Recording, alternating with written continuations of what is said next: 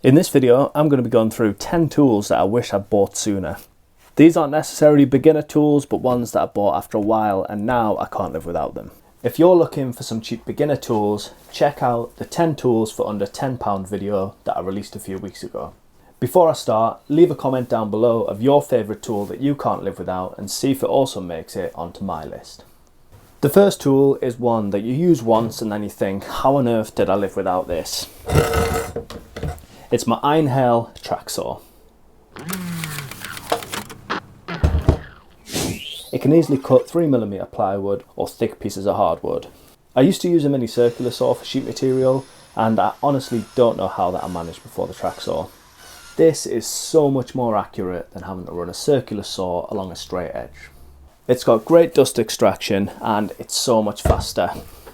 You just put the track wherever you want to cut and run the saw along it. Number 2 technically isn't a tool, but it's definitely something that I wish I'd bought a lot sooner, which is these steel Bluetooth ear defenders. I used to use these Beats headphones until they sadly broke, and I was always terrible at using ear defenders. I only ever really wore them when I used the chainsaw. So when these broke, I decided to replace them with some Bluetooth ear defenders. Both to use for listening to music and podcasts whilst I'm working, but also as extra protection for my hearing. These are amazing. The sound quality is really good and I don't really miss my proper headphones. But now I use ear defenders whenever I'm using any loud tool, so hopefully I won't be going deaf anytime soon. They're really comfortable and the battery life on these is absolutely ridiculous. I used them for about 3 months before having to even charge them. I can now listen to music or a podcast whilst also protecting my ears, and I definitely wish I bought these much sooner. Next up is a compressor, which is hidden down here under the workbench.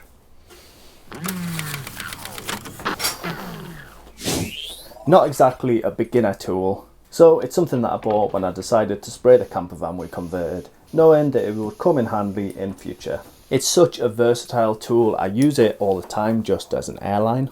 I've sprayed loads of things with the spray gun, even inflated footballs without having to use a hand pump, but best of all it allows me to use air tools.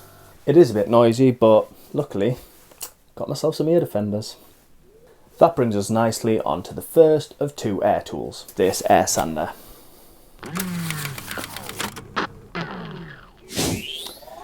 I really like this sander, it's well weighted and it's also really quiet, well, at least until the compressor cuts in. But I'm planning on putting the compressor in the shed which is next door and then running the air line through the wall, so hopefully the noise shouldn't be as much of a problem in future. It's also much more comfortable to use than any electric sander I've tried before. I've used random orbital sanders for hours at a time and you end up with no feeling in your hand and tingling fingers for days. The air sander doesn't vibrate as much because it doesn't have the motor inside, so you can use it for longer without feeling any discomfort. This is definitely something that I wish I'd bought as soon as I bought the compressor.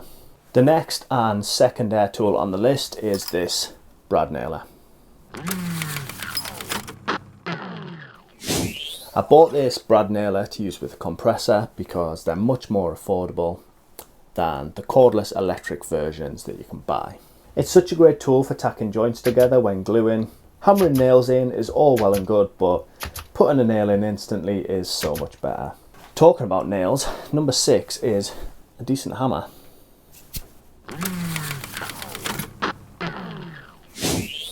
For years I had this lightweight hammer that I always used because it always did the job, but then I upgraded to a 20-ounce hammer.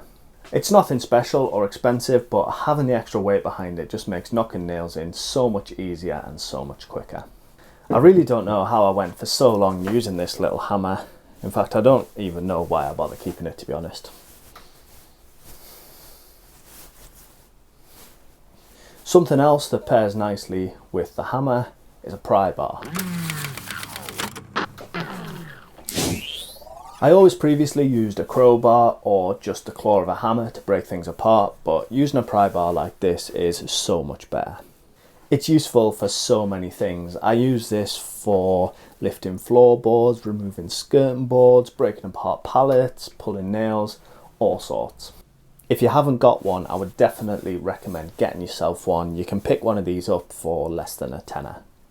Number 8 is a decent quality sliding mitre saw.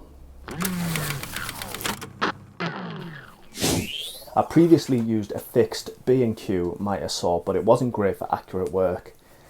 There was a bit of play in the body and the mitres were just never really right, so upgrading to this has been a massive improvement. This isn't an expensive saw, but it is really accurate.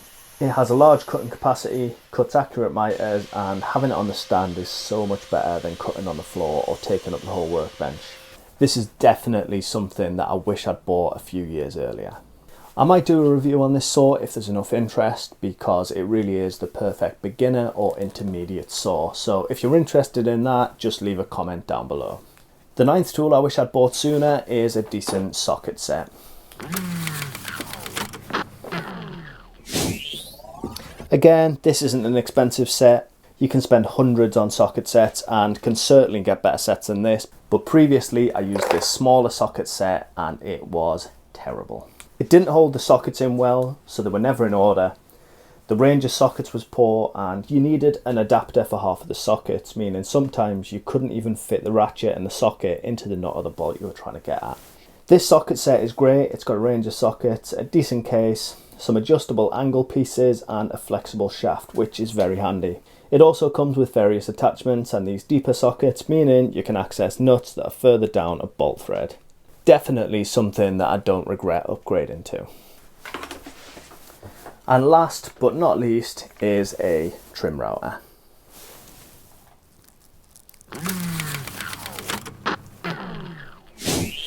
I'd actually wanted to get myself one of these for a while because I use my larger plunge router for absolutely loads of stuff, but sometimes it can just be a little bit cumbersome for smaller jobs. So I bought this cheap and cheerful palm router just to see how I got on with it.